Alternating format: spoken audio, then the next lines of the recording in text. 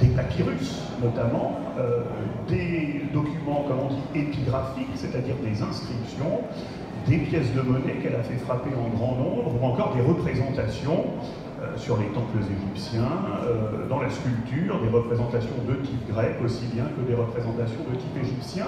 Tout cela nous permet de voir comment elle-même voulait se présenter, comment elle voulait apparaître aux yeux de ses sujets. Rien à voir avec ce qu'on a pu vous dire par ailleurs, c'est-à-dire, qu'est-ce qu'on dit généralement de Cléopâtre? C'était une femme fatale, un monstre féminin, une prostituée, une nymphomane qui soi-disant s'offrait à son harem d'esclaves et qui n'était jamais satisfaite. Tout ça, c'est des calomnies inventées par les ennemis romains de Cléopâtre. Parce que son malheur, en quelque sorte, c'est d'avoir été vaincue. C'est une vaincue, Cléopâtre. Elle a été vaincue à la bataille d'Actium en 31 avant Jésus-Christ par Octave, le Romain, qui va devenir ensuite l'empereur Auguste, fondateur de l'Empire romain. Un Romain très misogyne, comme beaucoup de Romains. C'est insupportable, hein, le pouvoir féminin pour les Romains, c'est une monstruosité. Et donc les Romains vont salir la mémoire de Cléopâtre et vont plaquer tous les stéréotypes possibles de la misogynie, de la phallocratie romaine sur cette figure. Alors, c'est devenu aussi un mythe pour cette raison-là, précisément. C'est-à-dire que les Romains, à force de dire du mal d'elle, ont fait d'elle la plus grande légende féminine de l'histoire de l'humanité. Elle a fait fantasmer pendant 2000 ans, depuis l'Antiquité, où elle fait déjà fantasmer, je cite certains textes comme Lucain par exemple. Hein.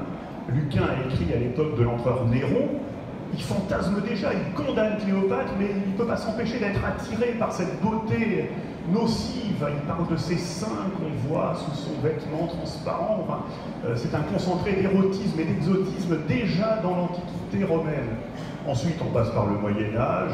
Boccace, par exemple, fantasme sur la mort de Cléopâtre, et d'autres auteurs ensuite.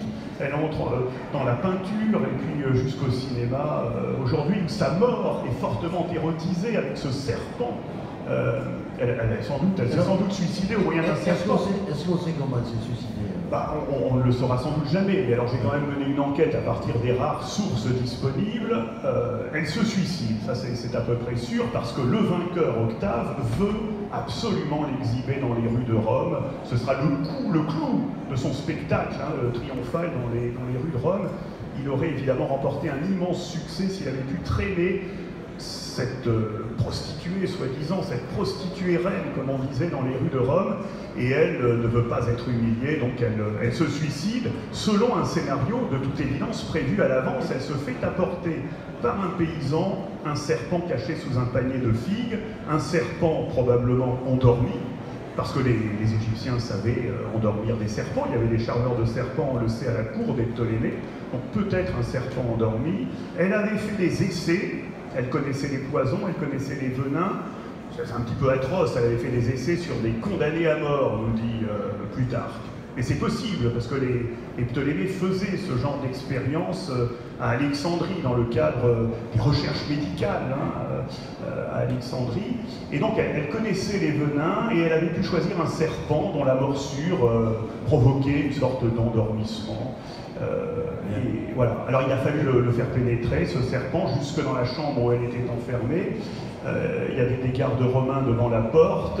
Arrive le paysan, mais qui a un air totalement naturel. Je vous ai donné la parole l'an dernier et j'ai eu raison. Hein. Pardon? Je vous ai donné la parole l'an dernier, mais j'ai eu raison. Mais c'est sans doute, mais parce que c'est la dernière reine d'Égypte aussi. J'ai une question pour débattre.